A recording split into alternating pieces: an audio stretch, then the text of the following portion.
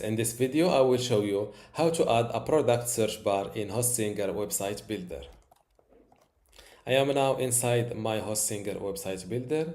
In order to add a product search bar, go to Add Element, then select this product search element and move it right here. You can resize it simply just like that. You can also edit this search bar by clicking on Edit Search. As you can see, you can edit the placeholder text. For example, enter your keyword, for example. You can also edit the text of no results. You can also play with the style of the field color, for example, like this. Let's keep it in white.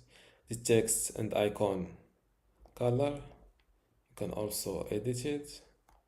You can also change the text font. For the border colors, you can go with a color, and the corner radius. For the animation, you can add an animation just like that. And don't forget to update your website. And this is how to add a product search bar in Hostinger Website